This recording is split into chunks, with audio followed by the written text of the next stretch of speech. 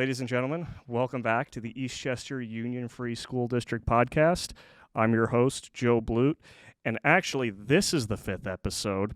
I said it was the 5th episode the last time. It was not. It was the 4th episode with Elliot Sheldon. Today is our 5th episode, and I am thrilled to introduce our newest Director of Technology, Robert Jacoby. Great to be here, Joe. Welcome. So I do give a complimentary shout out before we begin each episode.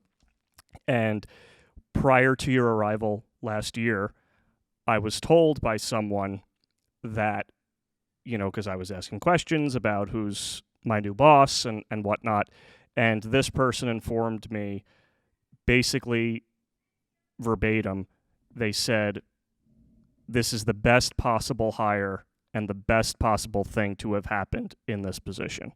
And I guess, 8-9 months into this position, I can safely say that person was completely accurate. Well, thanks, Joe. I don't know who that person was, but I hope that's true. It was. No, it is. But seriously, community, get to know Rob Jacoby. He's incredible. We're going to get right into it. So, Rob, if you just want to actually give a brief introduction about yourself, we'd love to get to know you. Sure. I'm very happy to be here.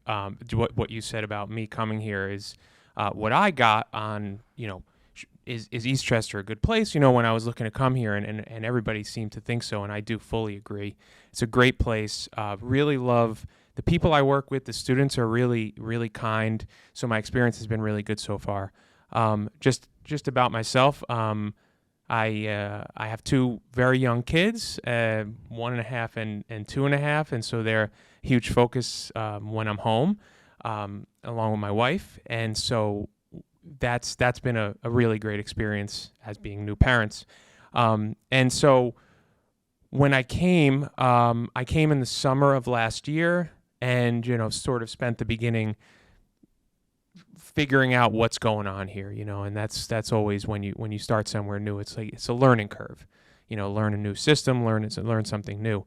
But for me, my background is, I am an educator. I was a music teacher for 10 years, and then I became a director of technology. And while I taught, I was a technology coordinator as well. And so I've always really been into how does technology integrate into the classroom. That's my biggest focus. There's always a use of technology and then a physical organization of the technology, and they have to come together to make it as good as possible for all the teachers and the students. And so that's I really, really love that, and I love that when I taught too. How do we use new and innovative hardware and software to make our students learning better and more engaging. So your appetite for the technological end was there even when you were a teacher? Absolutely. Yep. Interesting. Well, that's perfect, and this is why we're here now. It is. Listen, I never saw myself in a position like this, but it's really the best of everything that I love to do. Fantastic. Well, again, we're thrilled to have you, Rob, and we'll get into why right now. And actually, that's a perfect segue, because I do want to talk to you about the instructional technology. First of all, instructional technology, if you could just tell the audience what that is and why it's so important, and if you could give us an update where we are at in the community with that. Sure. So instructional technology is the technology that touches the classroom, both hardware and software. It's how do the teachers use it? How do the students use it? It's for planning professional development, providing support, implementation of new initiatives as well. So anything that happens really in the classroom. Some people would blow that up to be a little bit bigger to include network infrastructure. So there's 2 sides. Those are the first 2 main areas that the technology team is responsible for: instructional technology and network infrastructure. Network infrastructure is all the pieces that connect us, whether it's a computer or a screen or hardwired or Wi-Fi or access points or network switches, all of that stuff. So you can argue that without that, you don't have instructional technology, which is true. But I see them in those 2 silos. We have the instructional technology. So we do have a really exciting instructional technology improvement plan that we unveiled at the board meeting this past month. And it's really going to get every single classroom district-wide. That's really important to remember, K through 12, to be consistent for all students, all teachers. It involves new interactive displays in front of the classroom. It involves laptop computers and monitors and ability to cast wirelessly, for students to share their work on the screen, for teachers to work around the room rather than just being tied to a single desktop. And so that plan, which we did discuss at that public meeting, is really exciting. I do want to unpack that a little bit for people that might not know what that looks like, what that means. So I guess my first question is, can you provide some specific examples of what we have coming based on Sure. what was announced at the last board meeting? Yeah, so let's start with, what do the students see? So currently in most of the classrooms, not all, we have a lot of smart boards. Okay, that was the buzz term in the early 2000s, where smart boards were the big thing. And we still use that term as a generic, like a Kleenex is a brand of tissues, but it's, you might have Puffs Plus and you grab a Kleenex. Yeah, that's like the generic term. And so everybody talks about smart boards. Well, just to cut you off, because I'm actually curious, Sure. Is Smartboard the brand? Smart is the brand. So what is that device actually? So a smart board, the typical smart board, it's a white screen that has touch capability, but it involves a projector. Okay. Right. And so then that is hardwired to a computer, so that what you show on your computer shows on the board, and then the teacher has the ability to touch the smart board, and that acts upon whatever they're doing. So they can handwrite on the smart board, etc. The smart board has 3 color pens, a red, a green, and a blue. It has an eraser, and depending on the pen you pick up, the board knows what color you're writing with. Okay. That certainly was cutting edge. I mean, it was really the first widespread interactive board, okay, where a teacher could touch the board and get some touch feedback. But that technology is an interactive board. It is it is Gotcha. an interactive display. That's Gotcha. how we say it now. I mean, it's really basically, it's a TV, right? So what are we getting now? We're getting rid of projectors. Projectors have a couple problems. They are a little bit difficult to see because they involve light bleed. So unless you have really dark rooms, it's a little hard to see from the back of the room, because the sunlight bleeds into the room and it fades the projector. In addition, you simply have, there's a lot of logistical issues. You have bulbs to deal with, right, which are not only fade over time, but they also are fairly expensive to replace. And you're limited to a size on these smart boards that is not our current screen. Our current screens are a little bit wider, 16:9 ratio. The smart boards are typically 4:3. So if you remember, like square monitors, now we use a little bit of a longer monitor. So the new screens mirror what we currently use. So they're 86-inch. We call them touchscreen, but they're not actually touchscreen. The technology that it uses doesn't really matter for this conversation, but they are interactive. So they are touchscreen for all intents and purposes. And one of the best parts is you don't need to be physically wired into the board to show what you're doing. So a teacher, the second part of the renovation in the classroom is to get rid of desktops, which from a cybersecurity and budgetary standpoint are coming to end of life anyway. Computers have a lifespan for reasons of Windows updates and making sure that you're patched to really be secure in your environment, and eventually they need to be replaced. Everybody knows that computers don't last forever. So we're at a good point. We're at a point where our computers almost need to be replaced. So instead of replacing with desktops, we're replacing with laptops. And those laptops have a pen and the ability for a teacher to walk around the room while working with students, while helping, while individualizing, but also interacting with that computer while it's displaying for the rest of the class. So that's cool. Yes, that's very cutting edge. Now, if a teacher wrote out, let's say the teacher's writing on their own device, their own laptop, that'll go to the board. If a teacher wrote on another kid's device or another kid's laptop or whatnot, will that be connected to the board as well, or is it only the teachers? When we get really, that's like step 2. Gotcha. Eventually, yes. Like we will have technology, whether it's built into the board or not, we have a way to get anybody to cast to that board. For now, it's probably just going to be, let's say, teachers doing that, right? But the screen is also touchscreen. So students can come up to the board and interact with it. Amazing. So first of all, it sounds all this technology is very inclusive, that again, everything is migrating to one area of focus, which is great. It's more efficient. I mean, I didn't even realize that the old smart boards, there were bulbs. There were so many external pieces of technology that required it to work. And the fact that this is all, what's the word? Internal, if you will. Integrated. Right. Yeah. Yeah. And you talk about inclusive, these boards are all going to get mounts that are manually adjustable. So the screen will go up and down. So what does that mean? That's not just, that's actually a really important aspect of it, because our youngest students, our kindergartners and first graders, they can't reach a board. And we do want students to interact with these boards. It's not just a TV. It's a aspect of instruction to get the students up there. Right? I think everybody remembers, when there were chalkboards or whiteboards or whenever you went to school, and the teacher might put a number of math problems on the board and the students would come up and do those. These boards have that ability so that the students can get up there and work on it. But without the height adjustable aspect, the students can't really do that.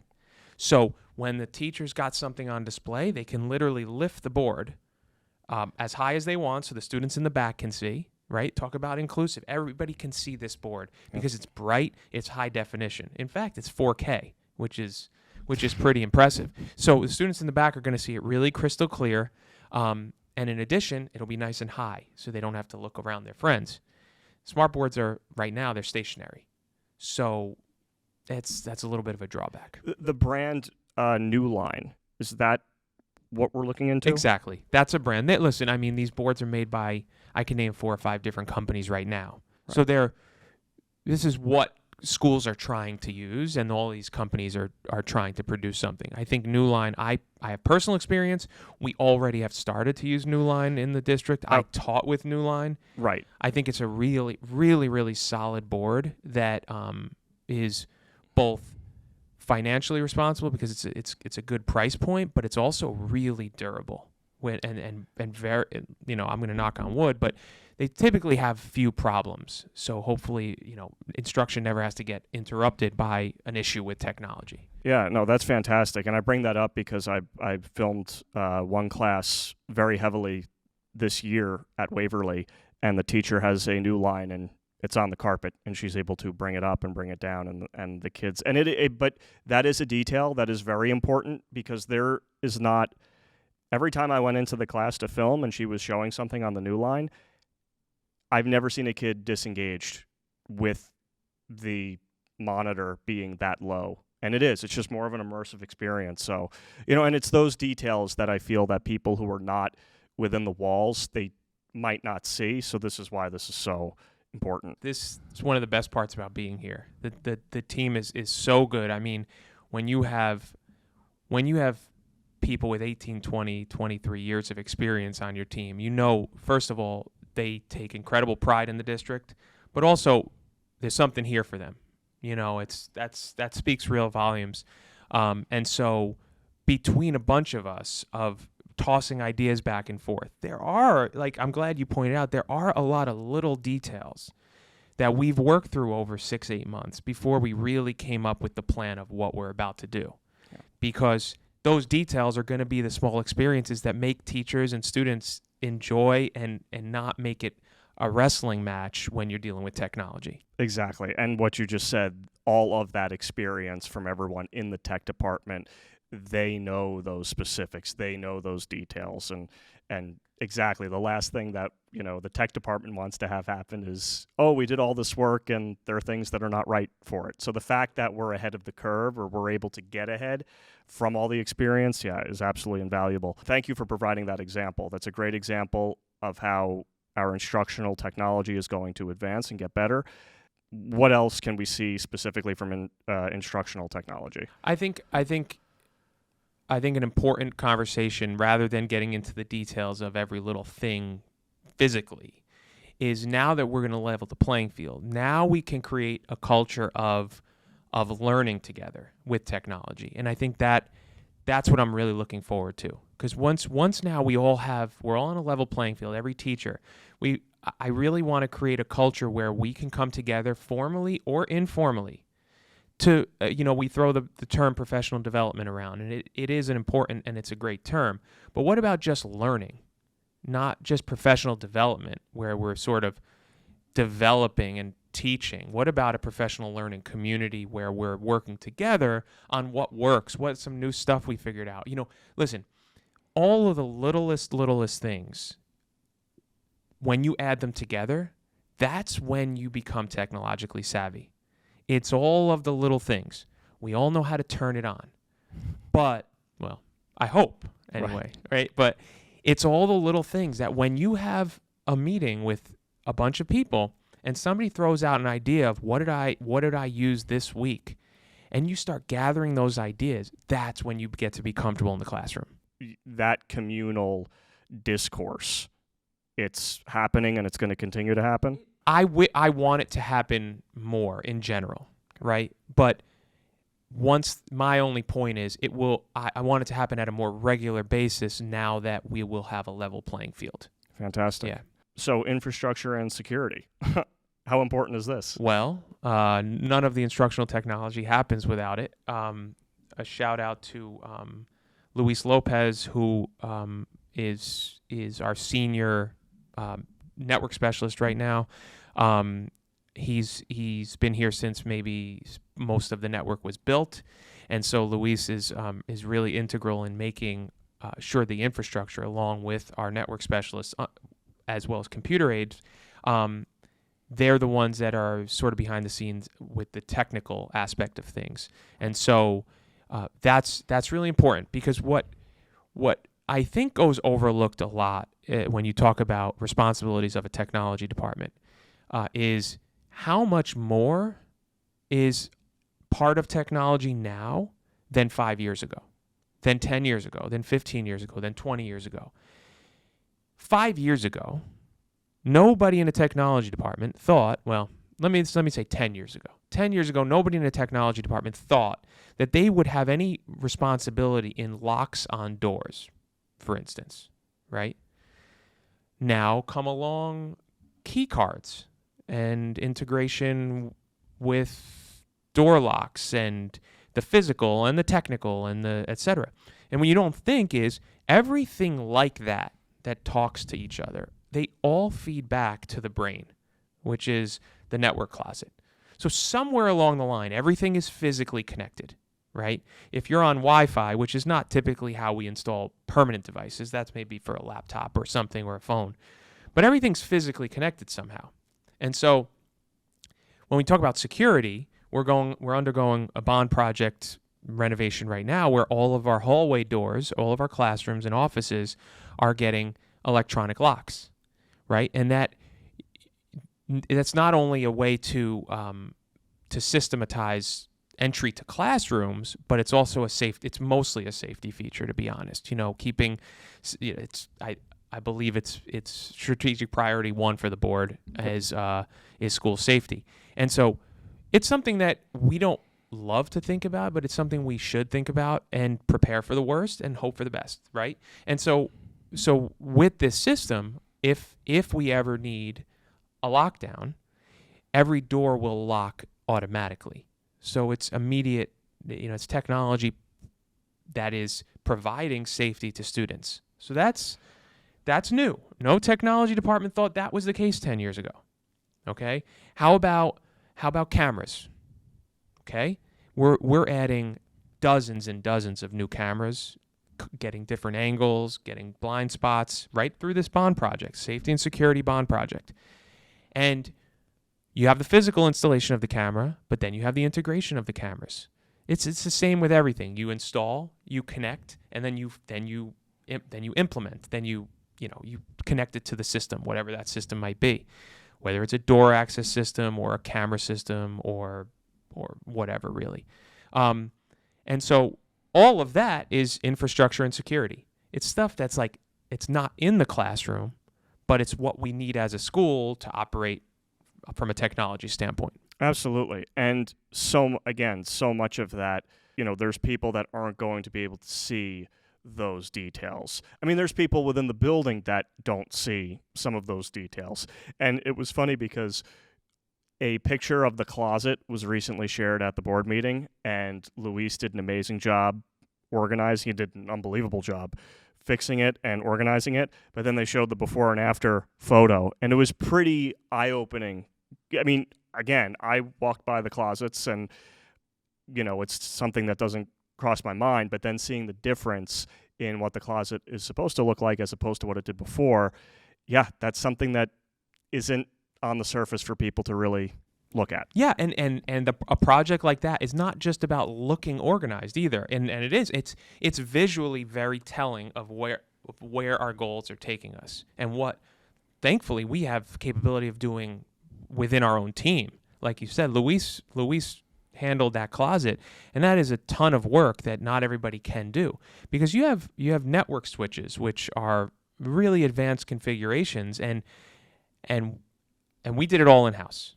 And so not only is it making it neater, but it's providing an easier way to connect more devices. It's future-proofing us. It's making us more secure. It's giving us the ability to troubleshoot when something's necessary. When you have a nest of wires, it's like, oh gosh, where does this one go? And how do we troubleshoot? Why isn't this connected? Yeah. You know, the way you describe it, it sounds like it was just its own entity, and there was technology, almost as if everything was just in different categories, and that's not the case today. It sounds like a big spider web, if you will, and then everything's just kind of connected to that core or that center of it. Listen, teachers used to have a chalkboard or a whiteboard, and then maybe they had email and the internet.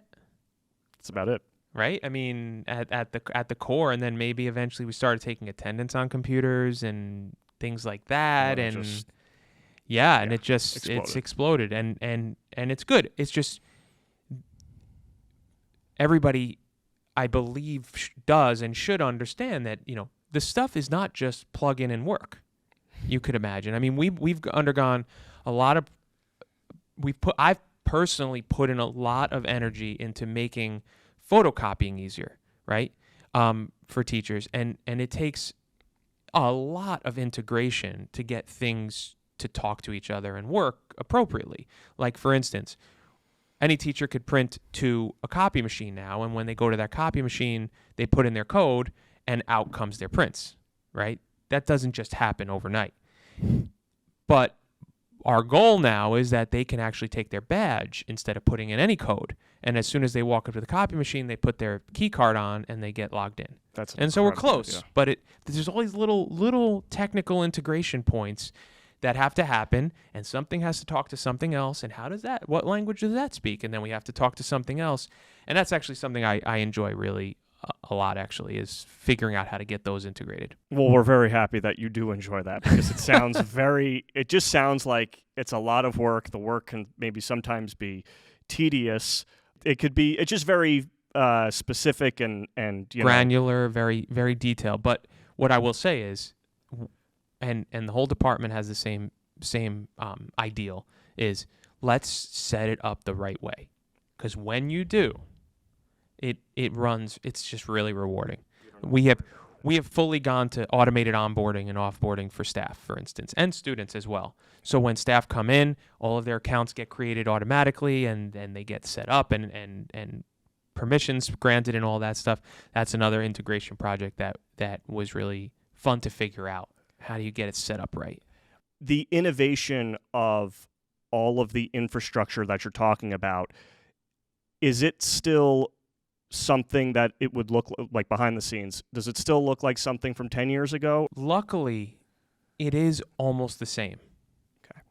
Everything still connects with the same. Listen, we've gotten faster abilities within the same type of wire. And what wire connects everything? It's Ethernet, right? Right. And luckily, the Ethernet cable it's faster now. We have faster versions of it, but it still will communicate. It still will connect most things, unless it's a very old version of Ethernet cable. But pretty much the difference now is, like, how do we connect? There's a few things. We can now connect computers to displays with one single cable. There were times during progression of trying to get to high definition where we would have you could have up to 5 cables just to connect audio and video. Now we have 1. Yeah. So cabling, from a outside of the wall has definitely improved. From USB to blah, blah, blah. Well, I was going to say, every time like you replace a television, it's crazy. You're throwing out 10 wires and you get your new TV and you plug one in the wall and, yeah. But behind the walls, it's pretty much the same. So there's still as many cables with the switch and in the closet as there were 10 years ago. Wow. Much more. Oh, more. Okay. Well, think about it. Every 4 doors that we have with a lock on it requires 1 access point gateway to those doors. So now if we have 100 classrooms, that's 25 gateways. Every one of those gateways needs a port in the closet. Yeah. Okay. If we have every hardwired door, every external door, all hardwired, every one of those needs a port in the closet. Every camera needs a port in the closet. Wow. So that's where you see the increase in amount of cables, especially going back to the closets. So even more of the reason for all the unbelievable work that's going on that people don't say. It's very rewarding when it all works. For sure. And when it doesn't, you hear about it, right? Sweating. we hear about when it doesn't work more than we do when it does. This is why we're doing this, because we want everybody to see how innovative the technology is right now in this district, where it's going, led by you, sir. No, appreciate that. So data. Let's take a deep dive into data. And this is great, too, because I have no idea what you're going to talk about with the data. Yeah, listen, that's the third sort of main component of what the technology team is responsible for. So we run the student information system. A shout out to our database specialist, Beth Beardsley. Everybody knows Beth because she's the data behind the scenes. So in the student information system, that's where we keep our grades. That's where we keep our attendance. That's where we keep disciplinary records, etc. And all of that feeds to what's called the data warehouse that feeds up to the state reporting. Okay, so the state requires us to report certain information about students. And all of that, again, is really detailed, really coded, 3,000 plus students, 500 plus staff, all of which have an element in figuring out how to get to the state, whether it's staff certifications and making sure that the staff is teaching classes that they're certified to teach, or students are receiving program services for the correct amount of time, program services like whether they're in E&L classified and what exams do they have to take? Do they take the New York State 3 through 8 testing? Do they take a NYSESLAT test? These are all the different state tests that we have to deal with. And so all of that, including the coordination of state testing, sort of under the data umbrella, that all falls with our department. So school data is very intrinsic to keeping tabs on essentially everything that's going on with the student. Data tells a story. Data tells part of a story. You don't get the whole story in the data. So you don't want to ever be in a situation where you say that data tells us everything about the student. It doesn't. But it is a great place to begin to think and talk to students. Students are individuals. They're not numbers. The numbers don't give us everything about a student. And so we're in the process of actually implementing what's called a data dashboard. It's kind of a new thing that a lot of school districts are looking into. What it does is it takes all of our data on a student and puts it in one place, so that when we're ready to have a conversation with a student, maybe a guidance counselor calls a student in. Student's having a little bit of a hard time from a social emotional lens. So the student comes in, we see a data dashboard on that student. Okay. What's going on? Over the last month, we've seen 10 more disciplinary incidents. Okay. The student's been absent 5 more days than they were last month. All right. There's a trend here. Right. So the data tells part of the story. The data doesn't tell us the why. So it sort of informs us to really start to get to know our students and really listen and treat every student with that individual attention that they need and deserve. What's changing with it to make it more efficient or to learn more from the data that we're collecting? The platform that we're going toward is not actually giving us more data, just to clarify, but it is bringing it into one place. I see. But 10, 20 years ago, we weren't taking assessments of students 3 times a year. I see. Where we're trying to see how they grow. We're trying to, we're collecting more data. Well, I will tell you one of the things that we try to look at is called longitudinal data, right? How are they progressing over years in school? And one of the wrenches in that, of course, is COVID. And that changed a lot of things, because if you want to look at state testing, for instance, as a metric to determine students' ability and growth, it's really hard to do, because we didn't take the test during COVID, and then the year after it wasn't really valid data. Even the state says that we had it. I think we were opting out and things, but there were the 2-year lull in that data. So now how do you compare that? I don't know. I mean, you see it. That's why I just say you take it with a grain of salt. Yeah. You take the data and you see, well, what's a possible story? What's a possible rationale? I see. Yeah, it's almost as if you can't evaluate those years. You in a can't. way. You may not. What you can't do is you can't compare it year to year. Right. It's not a bad metric to use to compare yourself and see, okay, well, statewide, what's the average? Are we above average, or within Westchester? Where do we fall? Just to see that we are on target with our learning goals. And to have it all consolidated to one program, though, that will really help speed up finding other variables that could be impacting whatever it is that people are trying to figure cross-referencing, how does this affect this? Yeah. When you have it in 5 different places, it's hard to see that. And it's all but when right, you have it as a dashboard and right in front of you, we're it's like, all there for you. Wow, how can we respond to what this student needs? So the response time is really going to increase. I think it will. I think it will show us some things about students that maybe weren't as clear or as obvious prior to that. Do you want to comment on the TV studio and the auditorium? Just to let the district know that we have both. I mean, I think people in the district are very aware of the auditorium.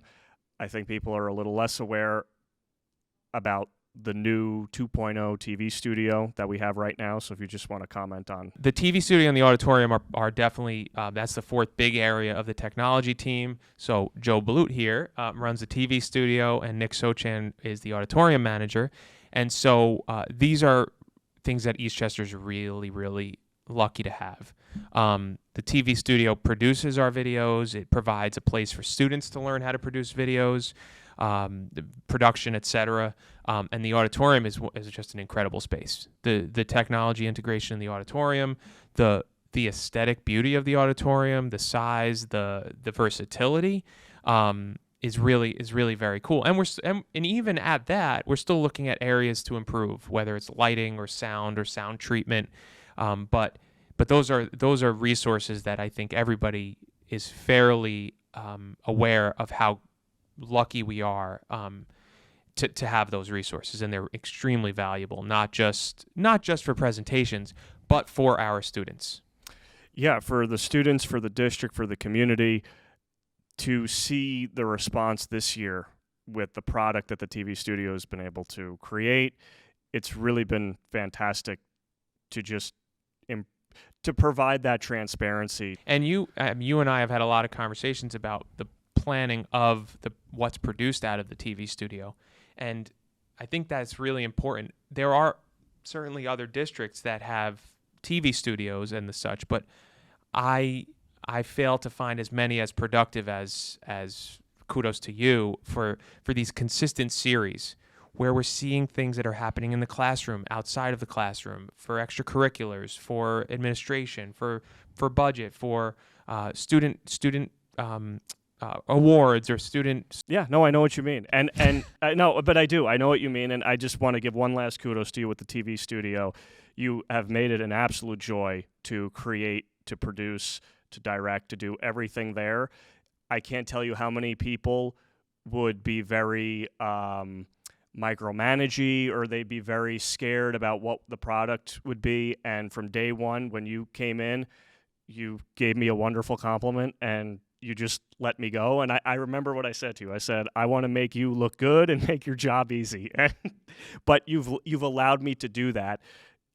with the creative freedoms, I can't thank you enough, because it really, to do something like that, people have to be on the same page, and I can't thank you enough for all of that.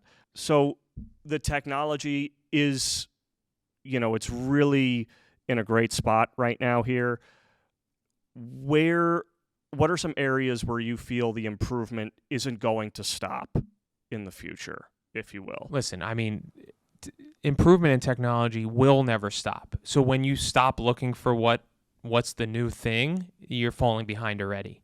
So that's why we're trying to think of how to future-proof ourselves. And so the full technology plan, in addition, between the classroom technology and the network infrastructure, is to get us a little ahead of the curve, get us a baseline, then start thinking about where do we go from there. And I think we've come up with a plan as well. And what's the title of the plan? I'm sorry to cut you off. It's just our technology improvement plan. Gotcha. There's no fancy title. It's the only fancy aspect is what the students and teachers will see. Right. I also do want to mention we've come up with a budgetary plan for this that I think is really incredible, because we're leveraging the ability to collect state aid on our purchases, so that if we're purchasing a $2.5 million project, it's only costing us under $1.5 million, because we're getting reimbursed for a lot of that. And we don't have to get into that too much here, but I do want everybody to know that it's a big lift, but it's one that I do think that everybody sees the need for. And the question I kept asking was, how do we get this done the most responsible way financially? And we really put a lot of time into making sure that plan was cohesive and kept it affordable and spread it out so that it wasn't a huge lift to the taxpayer for any one given year. Well, two things. One, I don't think anyone's going to be upset to hear that it's going to cost less than what it sounds like it will be, number one. So that's a great thing to mention.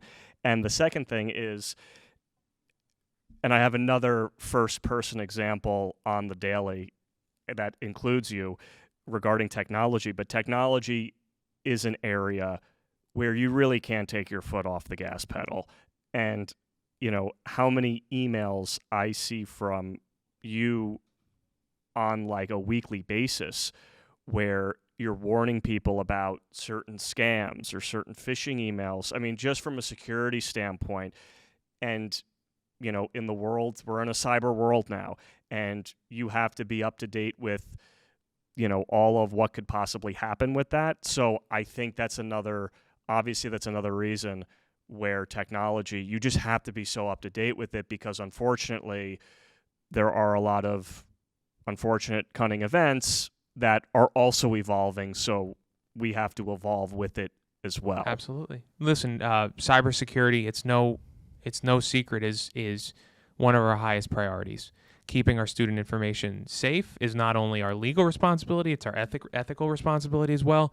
Our cybersecurity has become such an enormous conversation among tech directors, data protection officers, because you can't stay ahead of the curve enough. Yeah. You just have to put in a plan of how to do your best to do it, and put in, fail safes when something does happen, where we do our best to protect ourselves from an unfortunate event. Okay. And I will not say we've been lucky, because you never know. You could be the next target of an attack. But what I will say is we're incredibly secure, as well as we could be. We've undergone our internal audits, our controllers audits, and we come out in a really good place, and are continually improving what it takes to make us our information secure. That's very good to hear that we're up to date with it, and that we will continue to be.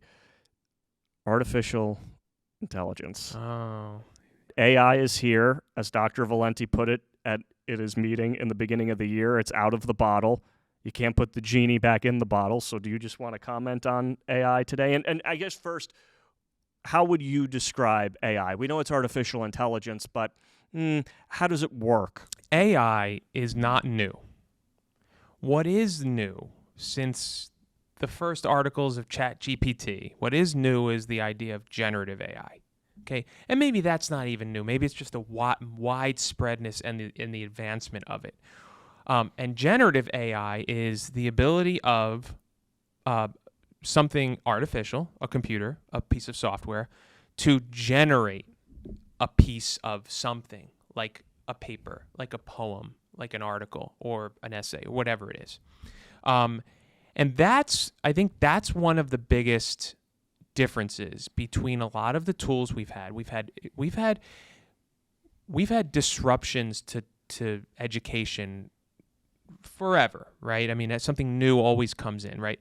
Think of when the calculator came out, not when it came out, but when it started to get used in schools, and everybody says, no, their kids are never going to learn how to do math again, right? And now a calculator is required because a calculator is a tool to assist in doing something. Right. A calculator, when used correctly, lets us find more advanced answers rather than just strictly rote memory of what is 2 + 2. And that's all important too. I mean, there's no elementary school in the country that's not still doing times tables, right? We all want to be able to do that. But generative AI is different. So like spell check is assisting. A calculator is assisting. Yeah. But generative AI is completing. Right. And I think that's the biggest difference of why this has become such an evolution or revolution in education. And that's amazing that you said that, because as you were saying all of this in my head, I was saying, because even I had a little bit of a blurry picture of it, but the way you described it is perfect, because from what you're saying, all the technology and the innovations of technology in the past, they would be informing you, but they weren't the actual producer of what it was that needed to be accomplished. Now it can be the producer of whatever task is at hand. It can be. And I think that the worry is, the biggest worry among educators is that it's a tool that will strip students of the ability to actually do something, whether it's write a paper or learn how to write a letter or learn different types of sentences or whatever it might be. And so we have to balance ingenuity and amazement with a fear and a worry of what it means to education. What I will say is, just from a district standpoint, I don't want to give too much of my own opinion right now, because we're putting together an AI task force. It's going to involve both staff and students. Our first meeting is in May, and what our goal is pretty much is to come up with a community position on AI, okay, where we come up with a sort of a set of guidelines of how do we as a district see AI and want it to be used. From my standpoint, I think there is a place for it, and there are a time where it doesn't need to be used. I think there's got to be some kind of balance, and I think that task force will discuss that. And it is, and one of the learning goals of that task force is education on AI, because we're all learning it. I mean, some of us in central office have been sitting on committees all year, discussing and learning about AI, so that we have to learn it too. I mean, it's coming so fast and furious that if you're not staying up on it, how can you discuss it? Yeah. So part of that committee is going to be learning about it, but also discussing the way forward. That's great to hear. That's fantastic that the district is going to have a say in the direction of, how we're going to use it. Because, it's something that is unavoidable at this point, and, we're going to have to adapt to it in a certain way. Whatever the community is, whether it's education or government, I'm sure there's how many conversations have happened at that level. And wherever, I mean, in show business recently, everyone's had a conversation about how will this be used, what are the boundaries, what are the parameters. I don't want to ask you what you think, because you don't want to give your opinion, but I'll give this much. I do think we need to embrace it to an extent. Mm-hmm. I think we do need to stop. I do think we need to stop immediately jumping to the negative of it in education. Okay? I think if we do that, we're starting from a bad place. Mm-hmm. I don't think it should be an open field of do whatever you want.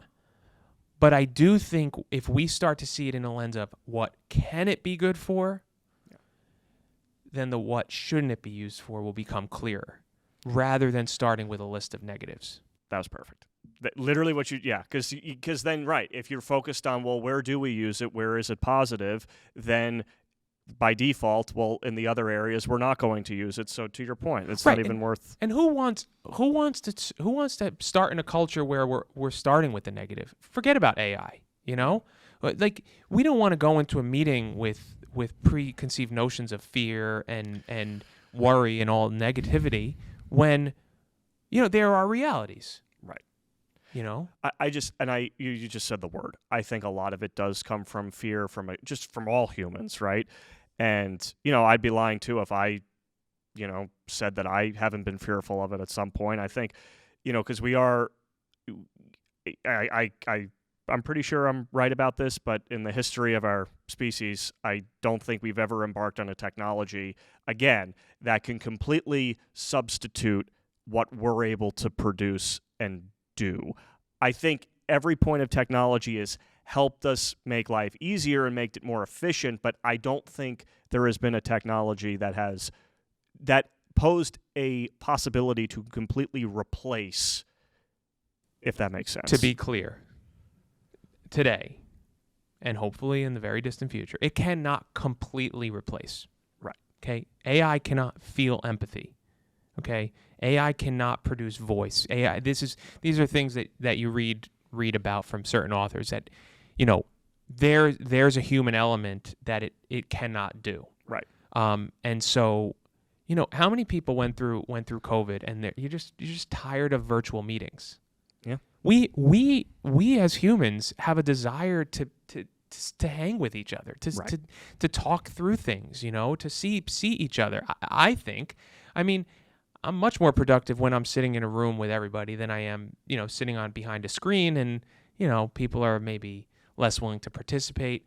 I don't know. I just think it's Zoom fatigue, you know, and that human element can't be replaced by AI. So while I do think it is a fairly revolutionary technology, I don't think it's the end of humanity. I hope you're right, but I also agree with you. I agree with you wholeheartedly about human beings will always still want to do human being things. I completely agree with you. We have an artistic instinct. Yeah. Okay. I love to cook. I don't love to clean. I would like AI to be involved really in cleaning. love to cook? I love to cook. I didn't know that about you. If I can get a box, an AI box, and throw in all the ingredients, or better yet, they're just in the fridge and I can click a button and AI can cook me dinner, I would hate that. Right. Why would I want that? Right. If I'm a writer and I love to write, Well, why would I want to talk to ChatGPT and say write an essay? Right. Yeah. If you're a golfer, you know, there's a golf club out there that you can hold on to the ball and you click a button and it hits it. I didn't even know this. Far. Really? Oh yes. I gotta look this up. Wow. It's no fun. Right. It's more fun to hit it into the woods and get mad at yourself and try to get it better the next time. If you're a baseball player, what if you could stand at the plate and hold a bat and the ball comes, or maybe it just doesn't come and the ball just shoots out of the bat? It's not fun. It defeats the entire purpose of what we're doing. Exactly. Right. Yeah. Rob, this is a fantastic conversation. I enjoyed it. Yeah, I very much did too. I never knew you liked to cook. Wow. Love to cook. That's amazing. I know you're a foodie, but that's true. Is there anything else that you want to say? No, listen, I definitely enjoyed it. I'm grateful to be a part of the Eastchester community. You know, I grew up in the area and have always been fond of this area, so it's really, really great to come here and participate, and I'm looking forward to everything that the future holds. Well, we are too. We are, especially with you in this position. Thank you for everything that you have done. Please continue to keep being your brilliant self because it is invaluable to everything that's happening. But thank you so much, Rob. I need to give a shout out to the whole team. Luis Lopez, Greg Slawecki, Joe Vitale, Lisa Balsamo, Beth Beardsley, Joe Blute, Nick Sochan, Eder Lopez came on with us recently.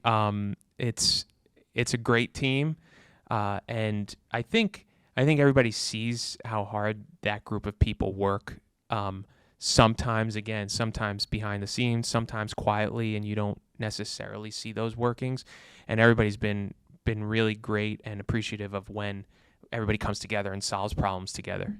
And he's not lying too, because anytime I get an email about something that went down, probably within the next 20 minutes it's solved. So that would be fine.